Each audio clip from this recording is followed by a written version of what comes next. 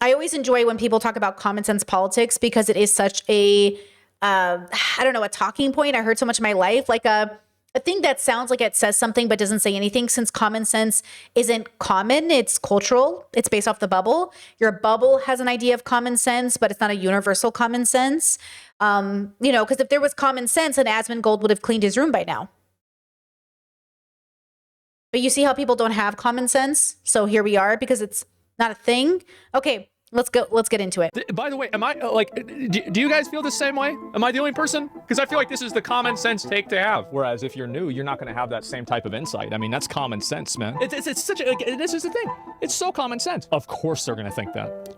Obviously, they're going to think that. It's common sense. And so I appreciate, at least standing on common fucking sense. It's on both sides. You don't know? Well, yeah, of course. Everybody knows that. It's common sense. This is a huge victory for, a huge victory for common sense.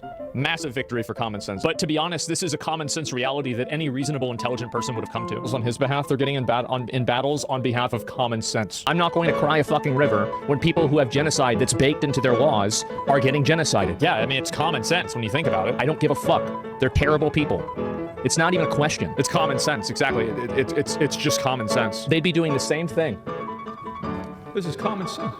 They're not able to kill as many people as Israel because they don't have as many bombs and as many weapons. But if they did, they'd be doing the same thing. You would need to do this. It's common sense. These people are not your allies. They come from an inferior culture that is horrible. It kills people for their identity, and it is directly antithetical to everything Western values stand for, and it is an inferior culture in all ways.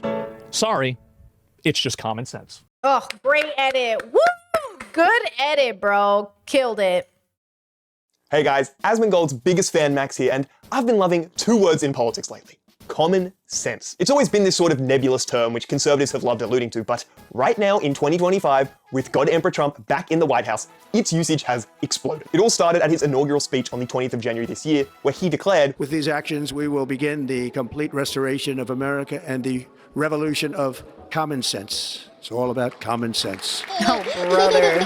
Well, okay, I'm not gonna lie, that does sound kinda exciting. So what was step one gonna be in this common sense revolution? Well, 10 days later, when 67 people were killed in a mid-air collision between a passenger plane and military helicopter, Trump was ready to put his plan into action. At a press conference addressing the incident with absolutely zero evidence to support him, Trump decided to blame the crash on DEI policies, as apparently there were pilots being hired who had severe intellectual and psychiatric disabilities. That is amazing. Amazing! That's right. Even though the investigation had barely begun, Trump's galaxy brain and infinite wisdom had already determined the true cause. Now, when a reporter asked him how he possibly could have come to that conclusion not even 24 hours after the crash, Trump simply responded, "Because I have common sense." No, brother. Okay? And unfortunately, a lot of people don't. wow. And they said the revolution wasn't going to be televised. But okay, that press conference was 6 months ago, and a lot more details about the crash have been released since then. We now know the helicopter had a malfunctioning altimeter, there was a communication breakdown between the pilots, and air control staff failed to deliver vital emergency instructions. These were all contributing factors, and although we still have to wait until early next year to get the full report, do you want to know which claim still has zero credible evidence to support it?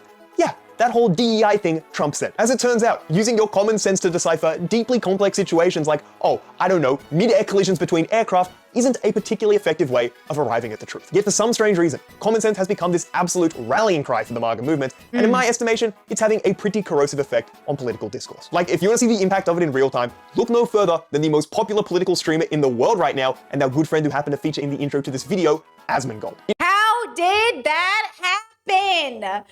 How did Asmon become the... Is this something... Okay, please pause with me. Pause. Hold my hand.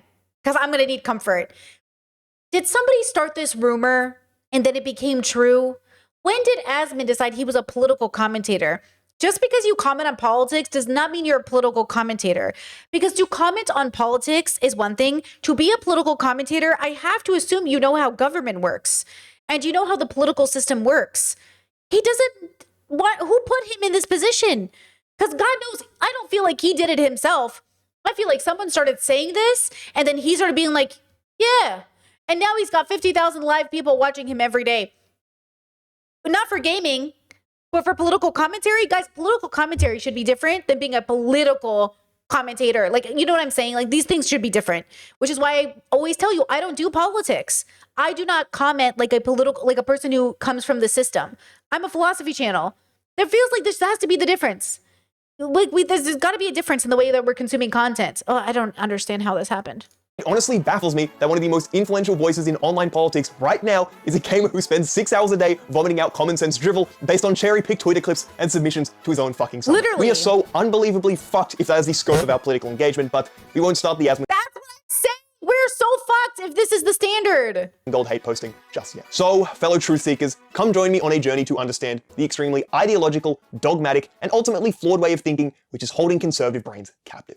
Oh, love it. Let's go. What is common sense? Before we can dive into any of the fun stuff, I think it's first important that we understand what is actually meant by the term common sense. As I alluded to in the intro, it's a pretty nebulous phrase which means different things to different people, and that can make pinpointing an exact definition a little challenging. But with that being said, I think Duncan Watts, a social scientist who has written extensively on this topic, offers us a pretty good starting point. Roughly speaking, common sense is the loosely organized set of facts, observations, experiences, insights, and pieces of received wisdom that each of us accumulates over a lifetime in the course of encountering, dealing with, and learning from everyday situations. Now, there's a lot to unpack there, but I think the most important place to Actually, now that I live in Croatia, one thing I've learned hanging out with my partner's friends is their common sense is very different from my common sense.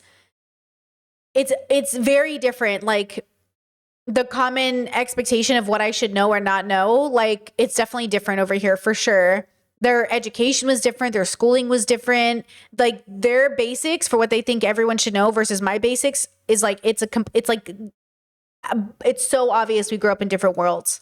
start is the fact that common sense is very intuitive and practical by nature. For example, we'd say it's common sense to let everyone out of an elevator before you get in one, it's common sense to look both ways before you cross the road, and it's common sense to say please and thank you when somebody does something for you. These are all things the average person picks up in their day-to-day life as they observe other people in society complying with these norms. And once you get that type of practical wisdom, it just becomes a subconscious response in the future. You know, once you burn your hand on a hot stove, you hopefully don't have to think too hard about doing it again. And look, in your day-to-day life, I'm not gonna sit here and argue that that isn't a valuable thing to have. There's good reason as to why we associate so many positive connotations with this type of common sense, as the people who have it tend to be sensible, they make good decisions, and they lead stable lives. You know, I don't think we'd have a functioning society if everybody acted like that one friend who doesn't see a problem with going on 2 a.m. alcohol-fueled side quests with the handful of strangers they just met at a bar. So when we're dealing Well, you would think it would be common sense to make sure you get someone's, informed consent before engaging with them, but here we are. Or you think it'd be common sense not to throw a paper towel in the toilet? Or you think it would be common sense that if your dog pees on the carpet, like, you can't just vacuum it up? Or you think it would be common sense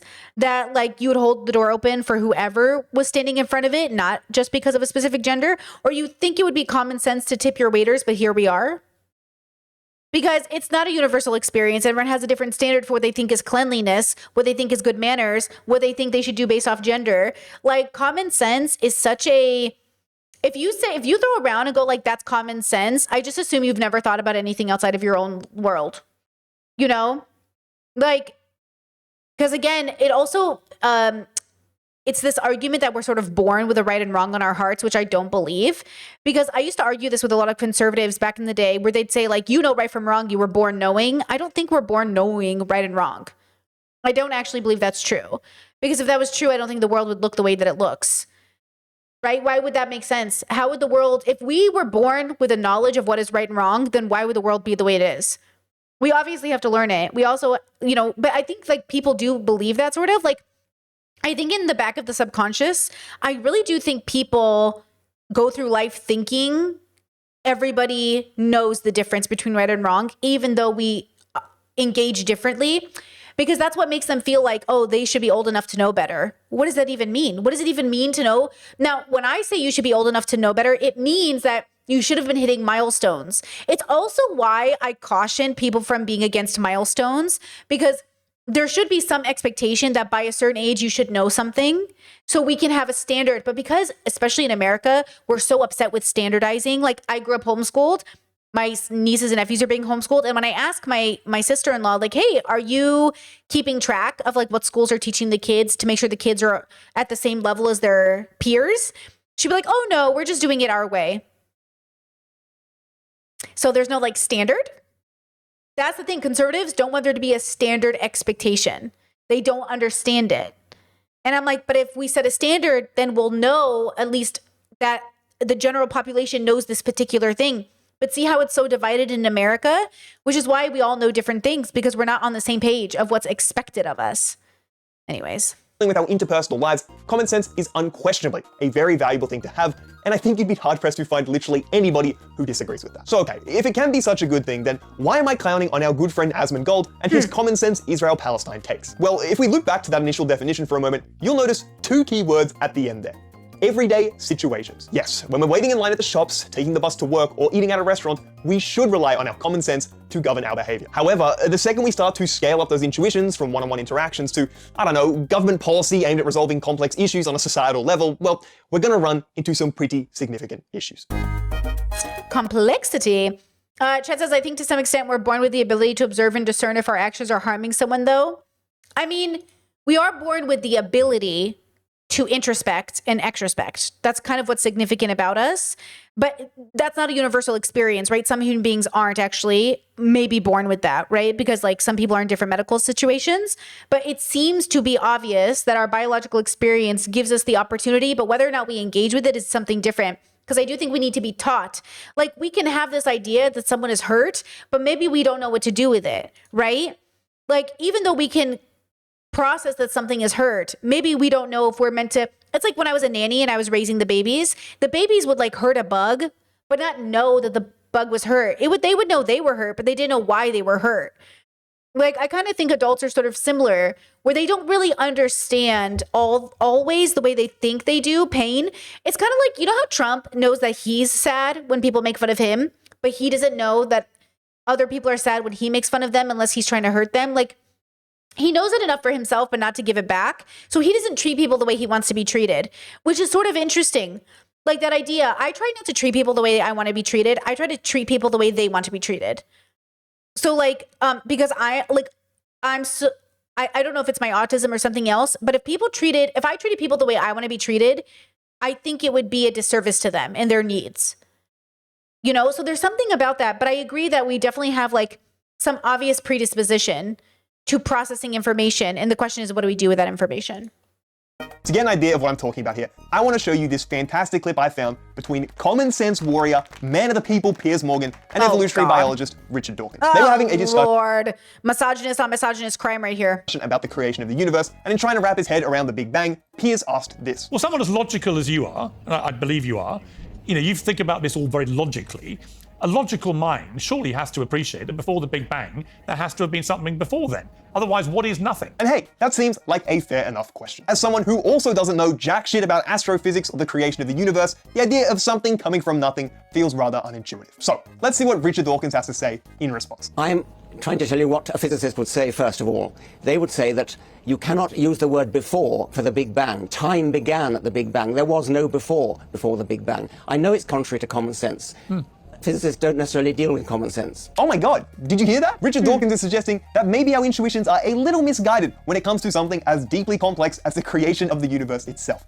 Who could have possibly guessed that? Also, as a bit of context, Dawkins does sound a little passive-aggressive here, but that's only because Piers had been interrupting him moments before. But whatever it was, but it has to, doesn't it? You cannot suddenly invoke... Doesn't it have to? Anyway, now that Dawkins has highlighted the inaccessibility of this topic for mere laymen, let's see what illuminating response Piers conjures up next. Well, it makes no sense, does it? And that's what I mean. I think you're a logical man. That cannot make sense to you. The idea that you're not even allowed to use the word before the Big Bang, when every part of both of our brains tells us that that's obviously nonsensical. It makes no sense. Yeah, literally the most deceptive tool or most deceptive part of our brain is that we think that things sound good, so they must be true. That is truly the most difficult part of thinking, is that just because it sounds good doesn't mean it's true. Oh, girl. Does it? Wow. Thank you, common sense champion Piers Morgan, for making his exact fucking point. Unsurprisingly, the realm of theoretical astrophysics doesn't lend itself to neat little common sense explanations, especially on debate shows where the host is actively seeking confrontation to maximize entertainment value. I think the most telling part about this conversation is the fact that Dawkins preempts it entirely with his initial response. This is a question for a physicist, not a biologist. He knows to stay in his own lane from the get-go, and you can see how visibly frustrated he gets as Piers continues to try and poke and prod for an easy explanation, which simply doesn't exist. Now, obviously, this is more of a scientific example rather than a political one, but I think the general premise still rings true. To put it simply, our intuitions are not to be trusted in the task of deciphering complexity. Now, you may argue that something like theoretical astrophysics is much more abstract than politics and has a higher bar to entry, but this could not be further from the truth. When we enter the realm of the social sciences with disciplines like economics, sociology, and politics, we are studying the way in which this book he has behind him is the Peter Singer book, which is so interesting. This animal liberation book behind him. I was going to say it like sounds familiar. You know, Peter Singer, we covered his philosophical framework, his belief that basically if you don't give extra money to charity, that you're causing direct harm, basically. That was a great stream. Love that stream. But yeah, that's interesting that he's decided to highlight that book behind him. Millions and millions of people interact with one another inside of these massive systems. That introduces a world of complexity which our little peanut brains and its primal intuitions can't even begin to comprehend without a lot of care and nuance. For example, let's take a topic like managing the consequences of climate change. At the heart of this issue is a balancing act between the need to protect and preserve our natural environment with the need to grow the economy. There's a clear tension between those two things, which are both very important when it comes to ensuring the prosperity of a nation, and some type of balance needs to be struck between them. So what does that look like in terms of policy? Do you try a carbon tax to make polluting more costly? What effect does that have on inflation for everyday consumers? Might that reduce consumption and therefore stall economic development? Should you give tax credits to businesses which use renewable sources of energies? What about investing more into the research and development of future technologies? Additionally, you also his art decision to highlight a bunch of 90s imagery is so interesting. It's very nostalgic for my millennial brain. Like even the blue background, the Jeopardy kind of feel to it, the clips he's using. It's a very interesting decision to make. also have to consider the international element there is to climate change as well. It's a global problem which requires every nation to pull their weight, but this introduces a free rider problem to the mix. One country may set ambitious targets to reduce the CO2 they emit, whilst another may double down on their emissions to grow their economy more rapidly. That's the exact reason Trump withdrew from the Paris Climate Agreement in 2017, as, rightly or wrongly, probably wrongly, he felt as though other nations were taking advantage of the United States and their efforts to reduce emissions. I mean, fuck, just look at this 2012 banger from the Don on Twitter. The concept of global warming was created by and for the Chinese in order to make US manufacturing non-competitive. And look, that's barely even scratching the surface when it comes to climate change and its implications, and can you see how much you have to know just to start to even understand the complexity at play here? There are so many different disciplines intersecting when it comes to these issues with their own respective experts and academics who've spent their entire lives educating themselves, and personally, I don't think your baseline level intuitions hold a candle to that level of complexity. You know, when One Nation, a far-right party here in Australia, has a page on their website labeled Net Zero Common Sense, it kind of has me scratching my head because I don't really understand which part of anything we just talked about could be properly understood through the lens of common sense. That type of language is massively reductive and dismisses any level of nuance which political issues like climate change absolutely demand. This is why Peterson pisses me off that he doesn't stay in his lane. You know, I know something about climate change. You know, even as the heat from Hassan's wrath heats up on your back, that's how the earth feels. Because we're losing ourselves by eating vegetables.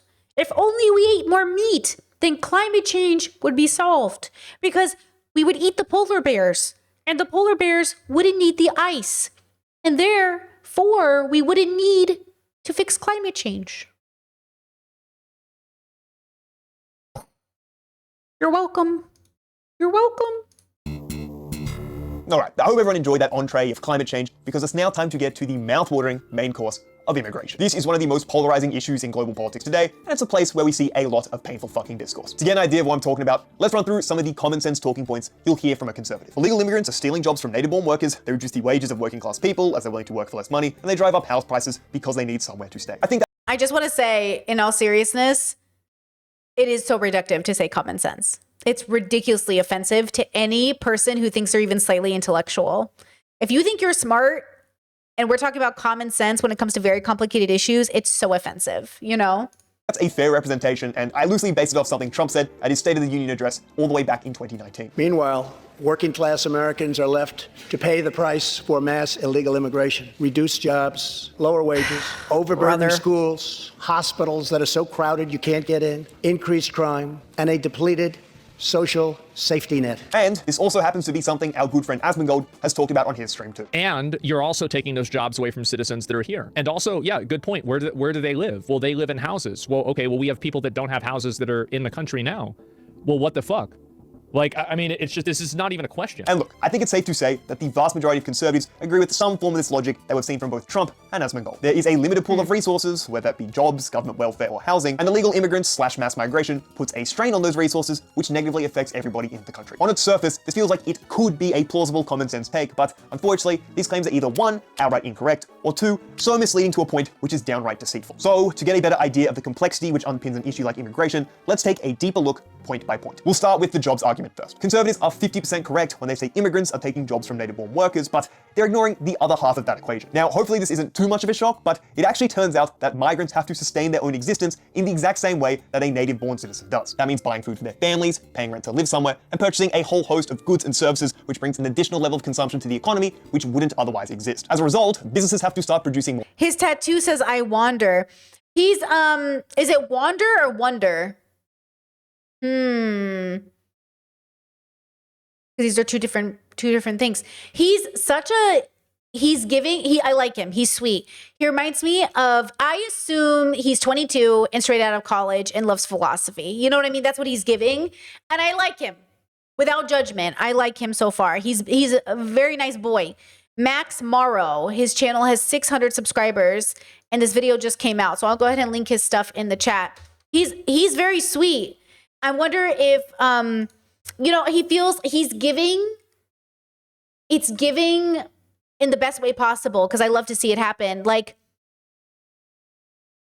that really like young, excited, realizing like we're on a floating rock in space experience, but not the other side of it. Like the first time you discover it. But instead of becoming a nihilist, he's like kind of optimistic. And I like it. Like, it's nice. I wonder who he'll be in 10 years. Yeah. More stuff, which uses extra economic activity, and would you look at that, we're creating new job opportunities. This is something economists have known for a while, and this misconception even has a name, the lump of labor fallacy. It's wrong to think of an economy as a fixed pie in which there's a finite amount of work to be done, and you're fighting with other people to get your share. No, they're much more fluid than that, and the amount of work to be done scales with the level of economic activity and production. For example, when women began entering the workforce in the 1960s, there was a big fear that they'd be taking jobs away from men. I mean, think about it. If you're about to have millions of people flood the labor force, surely that has to come at the expense of male employment, right? Well, no, actually. More people working meant more people earning money and consuming, which meant the economy began growing, which meant more jobs were being created. Just take a look at the rates of employment for men and women aged between 25 and 54 over the last 60 years. Now, sure, there has been a slight decrease in male employment over time from 92% to 86%, but as economist Paul Krugman notes, this is due to a decline in manufacturing and other industries which have been lost thanks to globalization. And this is the same thing we view when it comes to immigration, and it's proven by study after study after study. I mean, hell, if you look at the US specifically, immigrants are 80% more likely to start a business compared to their native counterparts. Chad said, what are we going to do without all these men? These hardworking men, these beautiful men with their muscles and their pectorals. What are you going to do without all these men with their mustaches dripping in sweat from their hard labor? Leading to higher levels of overall employment than there otherwise would be, which is supported by some of the latest research too. Now, if you want to go into the gritty details, you could argue that immigration does displace workers in the immediate short term, but that's not the type of nuance people are wanting to work with when they're chanting, immigrants are stealing our jobs. So this is the first common sense take, which doesn't hold up to scrutiny. Now, wages are a slightly more complicated story. If we're using the basic economic theory of supply and demand, then we expect to see wages to fall when there's an influx of new labor in the economy thanks to migration, but this isn't really reflected in the empirical evidence. If we take a look at this meta-analysis from 2024, which pulls together 42 different studies, they conclude that immigration's effect on wages is close to zero and often not statistically significant. This older meta-analysis from 2010 found something similar, with the wage and employment effects of an immigration shock being very small. Or here, a study from the Reserve Bank of Australia in 2019 found that we typically do not see large effects of immigration on wages, and the effects these studies do find are often positive. And again, one final meta-analysis from 2014 concluded that most estimates are small and, on average, essentially zero. Now, this is obviously a little reductive to the nuances here, as immigration and its effect on the economy is extremely context dependent. For example, that RBA study I mentioned earlier found that immigration was actually helping to reduce inequality here in Australia. Because our immigration policy favors high-skilled labor, that increases the level of competition around high-skilled job openings, which was found to slightly reduce those wages whilst disproportionately increasing the wages of low-skilled workers. Therefore, in an Australian context, we actually found that immigration had a positive effect on the wages of working-class people. Now, to be clear, that seemed to be more of an isolated example from what I was able to read, so let's hone in on the general consensus here. At worst, immigration has a slightly deflationary effect on the wages of working-class people, but this is massively outweighed by the benefits it provides to the economy more generally. And hey, as someone who actually cares about the material conditions of the working class, that's an important caveat. In fact, I'd say that's a great political discussion to be had, as we should redistribute the economic gains of immigration such that everyone is better off in society, but do you really think that's the level of nuance you're going to get from a political commentator like Asmongold? My common sense says no. So yes, whilst immigration can cause a negligible decrease in the wages of working class people, though not always and can sometimes actually increase them, this downside is massively overblown by critics and fails to consider the enormous benefit which immigrants provide to the economy more generally. Now, thirdly and finally, I want to touch on the claim Asmongold made about housing as...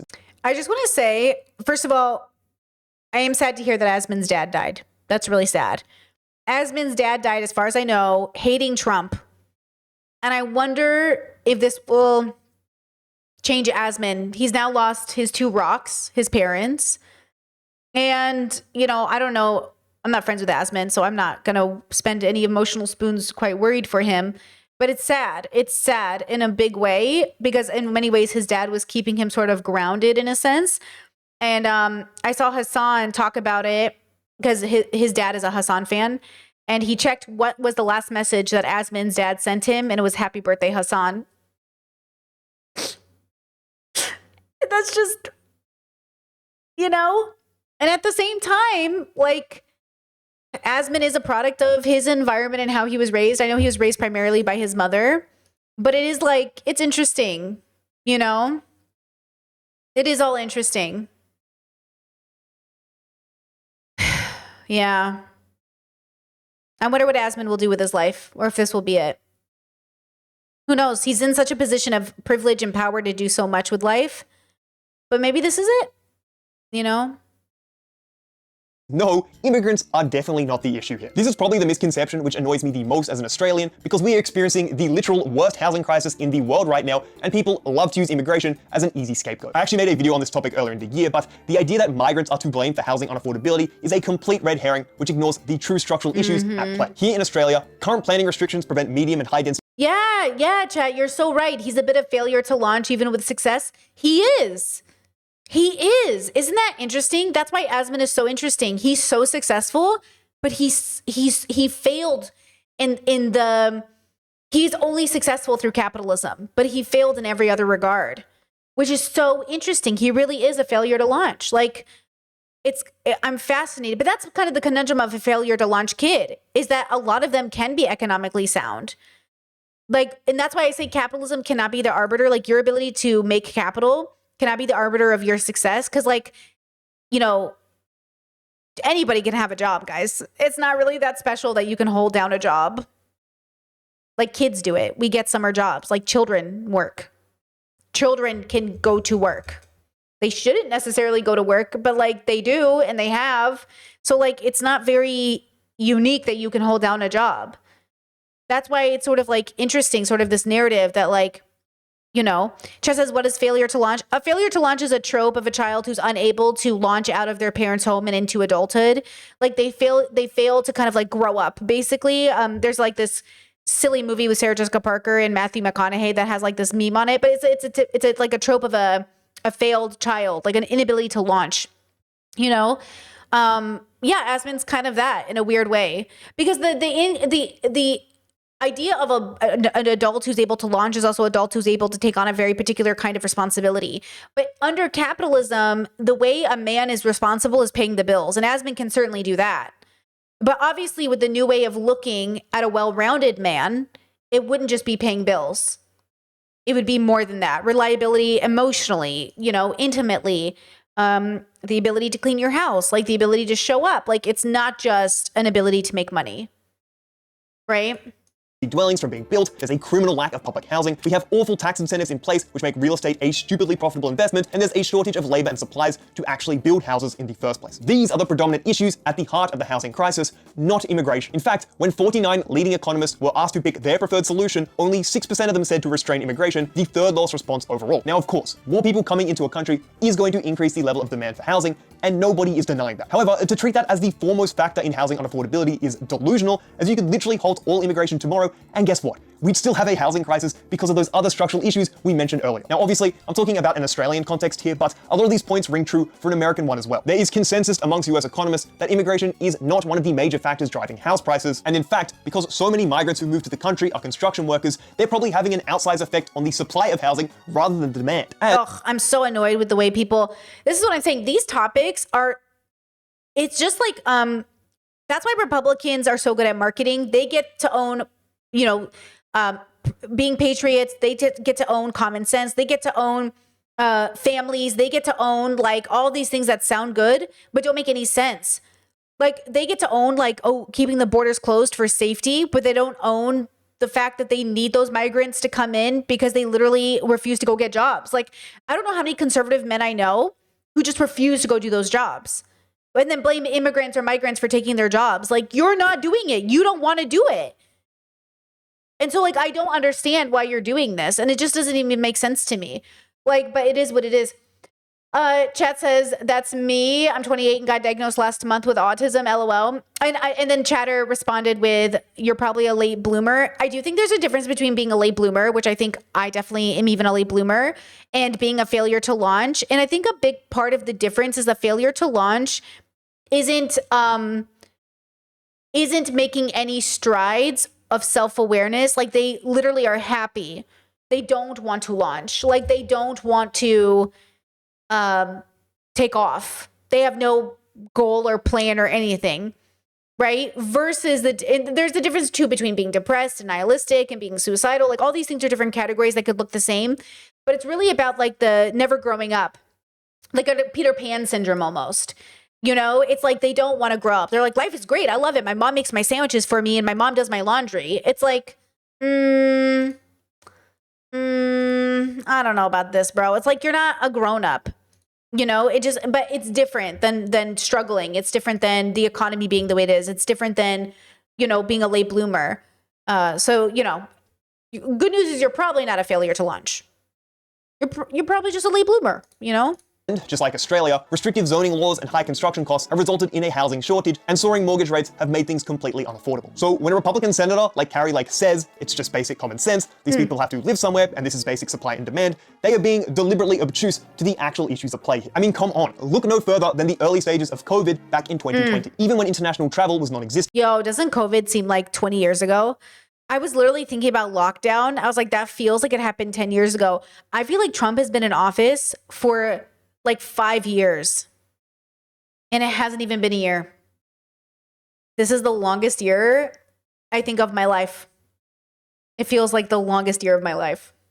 Property prices in most developed nations absolutely skyrocketed despite the flow of migrants halting entirely. So although Ooh, Chet said, do you think it's the same as a one?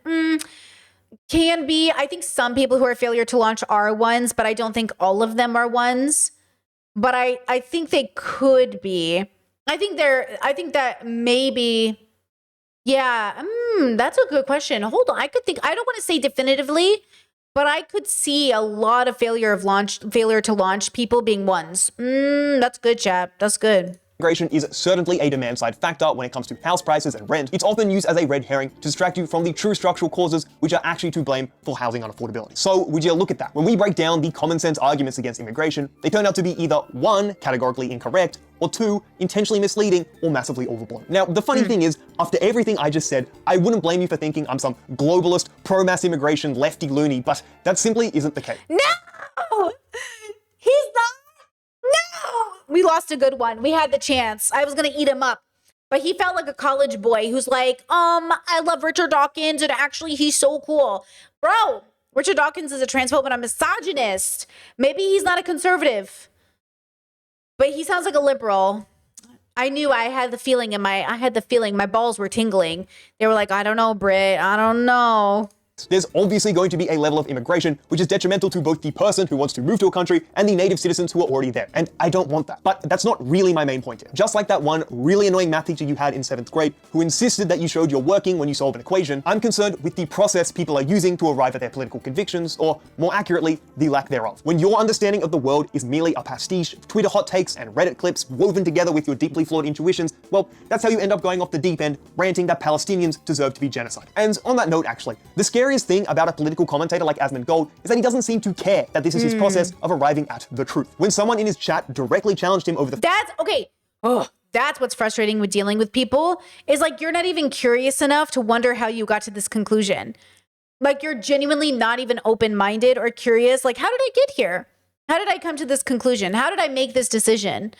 You know? And that's what's so frustrating is like, but that's why the debate bro bubble is so toxic, because they just care about talking. They just like the sound of their own voice. The fact that he doesn't seem to do any research to arrive at his political beliefs, this is how he responded. No, you think and feel a lot. I've never seen you actually do some research. Why would I need to do research? I already know it. Yeah, I just come to conclusions.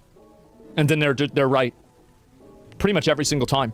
I feel like in a lot of ways, when I used to watch Asmon a lot, because you know how much I love jumping into bubbles and watching people, I feel like a lot of Asmon is trolling his own audience, which is why I thought he was so funny. Because I think the issue, and I saw another TikTok that said this, you got to stop thinking conservatives are stupid or don't know, even though we love to call people stupid, and I stand by that.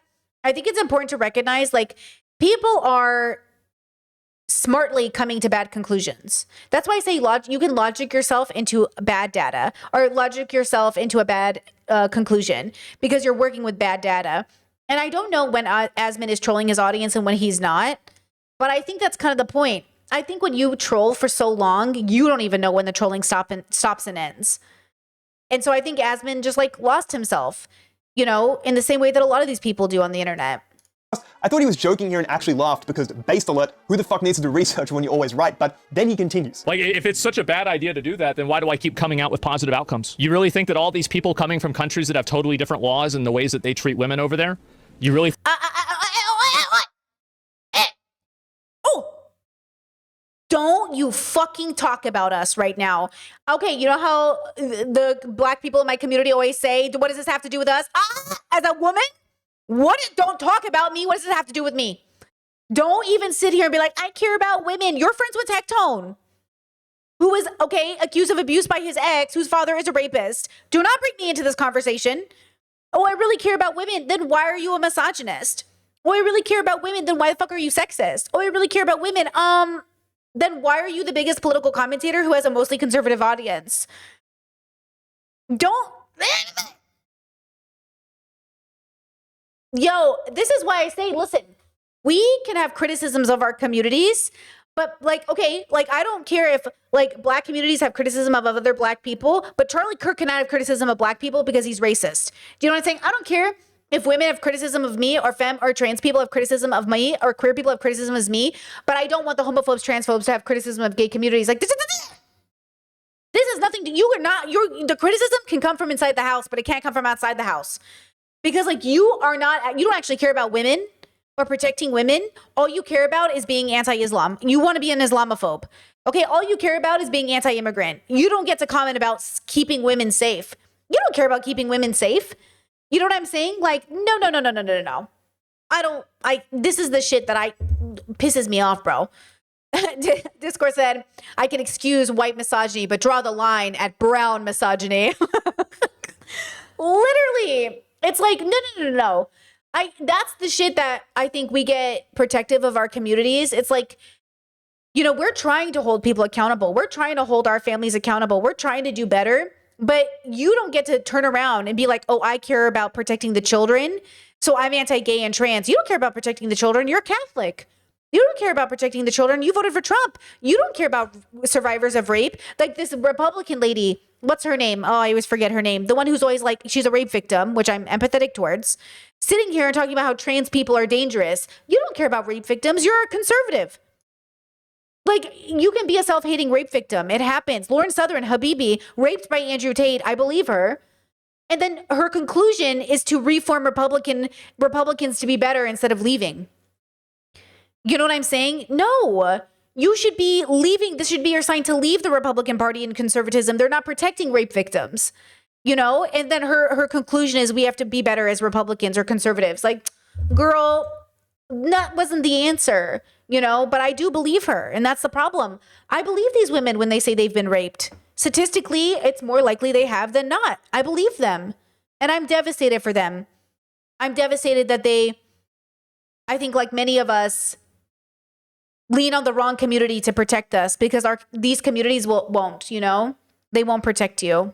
Think that there's not going to be an increase in bad behavior in that area, especially when there's no vetting properly to make sure the ones that are acting in good faith or not. You don't need to have statistics for that. It's common sense. Like, I don't need to see 50 different studies to know if you put a wolf in a cage with 10 rabbits, there's not going to be 10 rabbits by the end of the day. I don't need to have like 50 fucking studies of this. I don't need to have a million levels of data and representation for it. It's common fucking a priori knowledge that every single reasonable person knows. Sorry. It's just the way it is. Oh my god, he wasn't fucking joking. This is the most influential political streamer in the world, and this is unironically what he thinks about academia. The situation he just described of how cultures can potentially clash when people immigrate. That's why I'm telling you, he's not a political commentator. He's a person who comments on politics. There's a difference.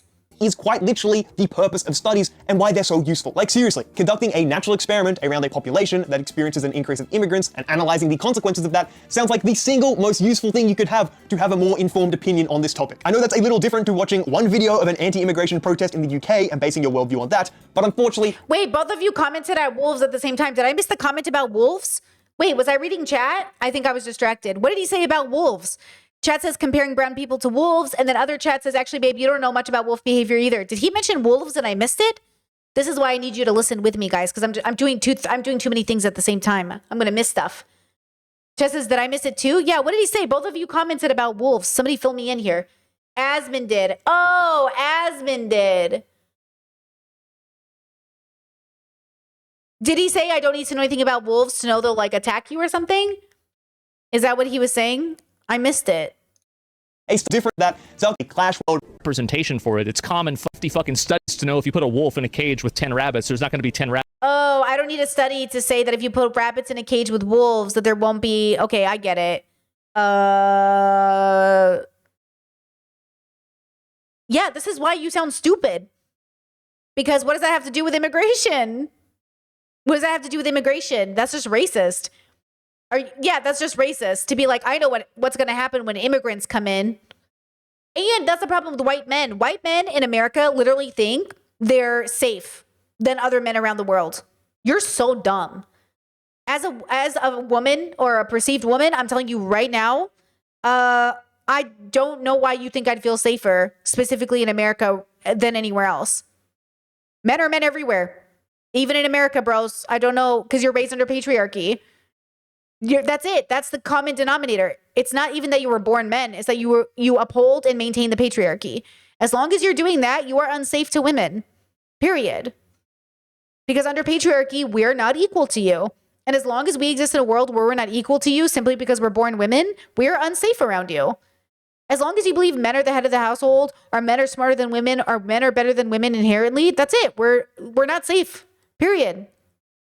a natural experiment around a population that experiences an increase of immigrants and analyzing the consequences of that sounds like the single most useful thing you could have to have a more informed— Yeah, and Discord pointed out that Asmon is comparing brown people to wolves. Yeah, he is. The animal behavior. White people love to do this. They love to compare brown people to animals because they don't first want to admit that we're all animals on a planet, but two, it's dehumanizing language, right? Opinion on this topic. I know that's a little different to watching one video of an anti-immigration protest in the UK and basing your worldview on that, but unfortunately, a study like this would be a much more accurate representation of reality. Dismissing the possibility that a study could be useful here by going, oh, actually, if you put a wolf in the cage, it's gonna eat a rabbit, and then using your common sense is like actually so insane, I'm kinda at a loss for words. I mean, come on, just look at where his common fucking a priori knowledge got him last time when we were talking about the economics of immigration. He was comically uninformed on its effect on housing and outright wrong when he said that immigrants are stealing jobs. Like, holy shit, if your intuitions are leading you to these blatantly— Wait, Chat said I'd rather be alone with a wolf than Asmon. Hey, we'd all pick the bear, right? false conclusions and you're embracing anti-intellectualism, why the fuck should your political opinion hold literally any weight? These issues demand so much more care and nuance than he's giving them, and I will never be able to comprehend how this guy is actually the most influential political streamer in the world today. You guys gotta stop calling him that. You gotta stop calling him that.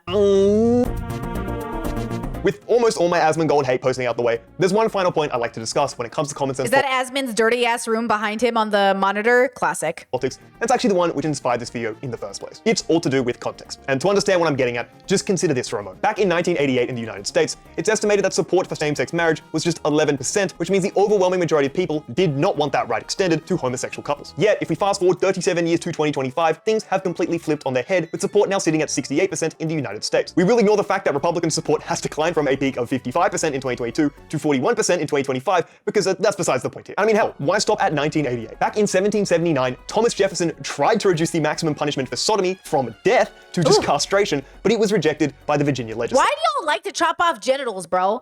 You ever notice conservatives are like, we should castrate all the pedophiles? Yeah, that's not gonna stop them. You know what I mean? Like, I don't know why you all like that just mutilate people. You guys are so weird. Leo Skeppy said that. Leo Skeppy's like, you know, I support violence. I think people should be murdered. And I'm like, okay, relax. He's like, people who hurt kids. Like, these people are all so violent. Stop being violent. Violence cannot be the only answer. Y'all are crazy. All in the name of protecting kids. First of all, you're never going to do that. Because when we confront you, you're like, okay, but this predator's like our homie, bro. Second of all, that's not even the answer we want. We don't even want you to mutilate the predators. We just want you to hold them accountable, and you can't even do that.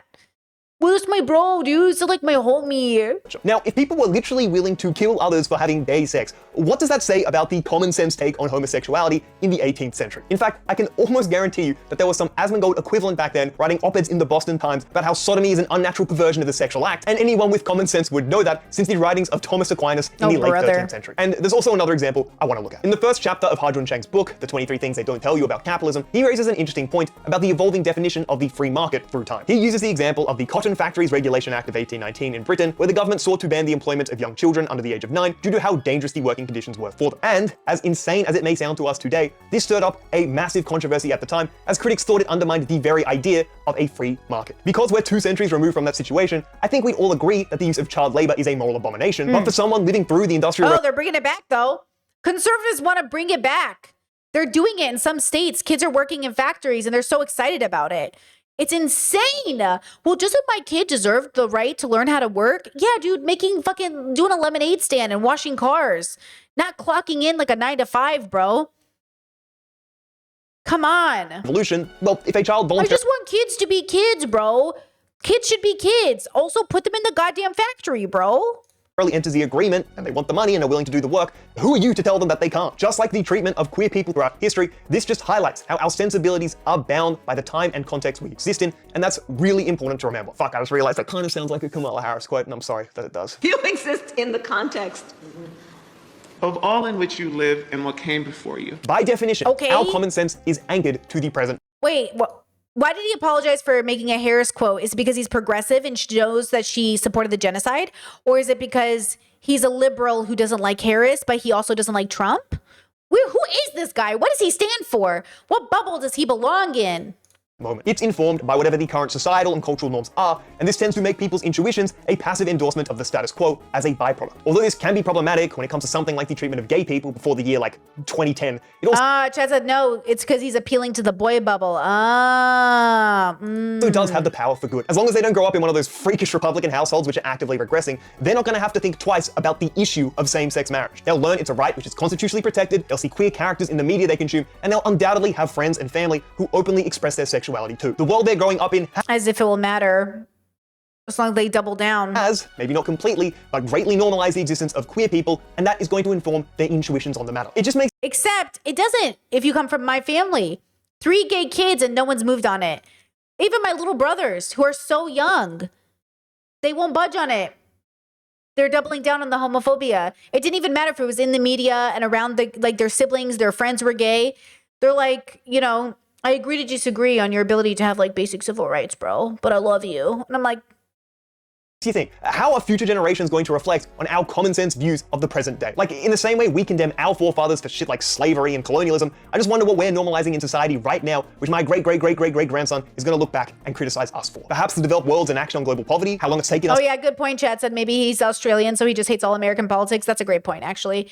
And he could be a progressive liberal. Yeah, maybe. ...to get our shit together on climate change. Or, my personal bet, I think it'll be the absolute atrocity that is factory farming, but we won't talk about that for the 3rd video in a row. Ooh, it sounds like a vegan king. To put ourselves into the shoes of future generations, or to step back at least with some degree of impartiality, which acknowledges our place in history, only gives us more clarity in the way we approach today's issues. In fact, this line of thinking kind of reminds me of this one banger quote that there is from MLK. The arc of the moral universe is long, but it bends towards justice. Given the trajectory of human history and how we've tended to improve things over time, with a few hiccups along the way, it would seem safe to assume that a handful of our common sense attitudes of today are flawed in ways we can't even conceptualize yet. Obviously, it's impossible to predict the future and know what we're wrong about, but I think that's exactly why we should bring some skepticism and open-mindedness to the societal norms we embrace today. To think we have everything figured out at this exact point in history. Interesting. We got a ditto in the background. Is this Sasuke? Who is this in the background with the fire around him? I don't know Naruto enough because I stopped at Shippuden. I know I'm gonna get on it, bro.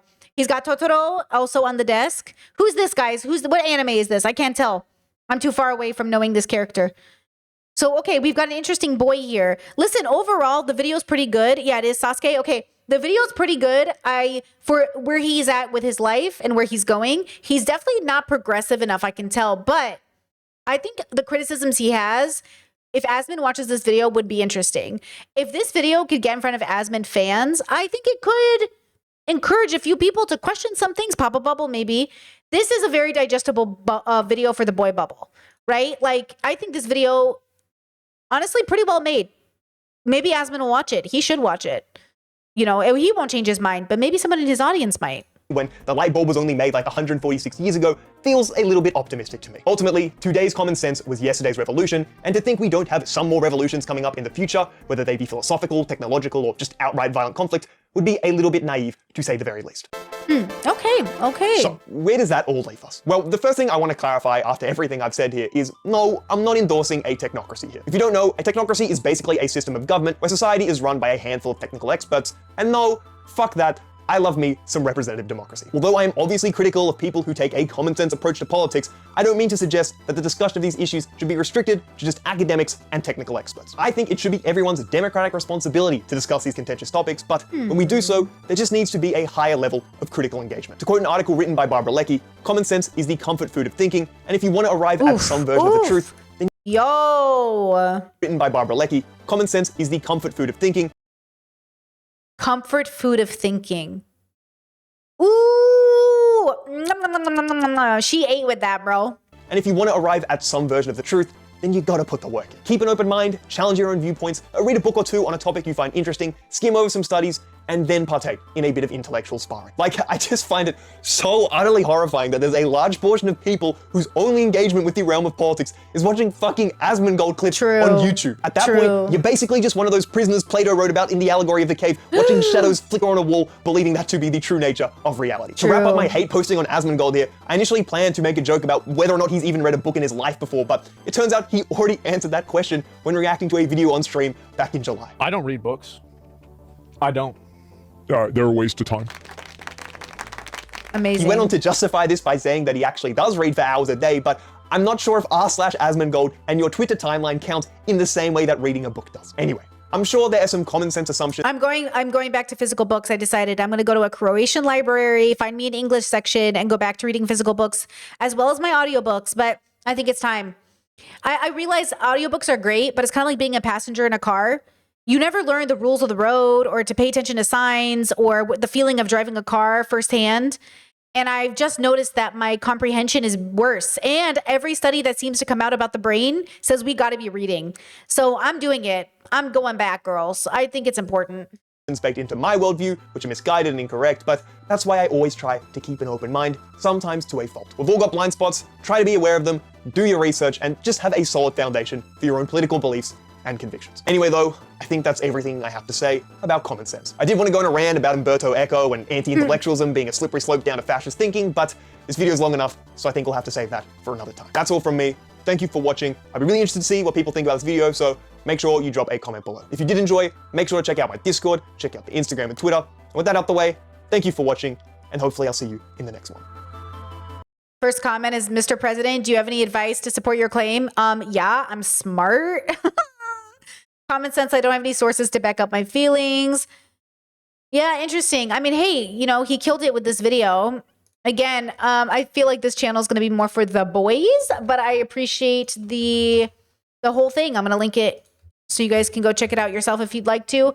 Max Morrow. Let's just check out his main page really fast. Oh, vegans! In defense of vegans. Oh, shit. I'm going to watch that later on my own time. I'm going to watch that.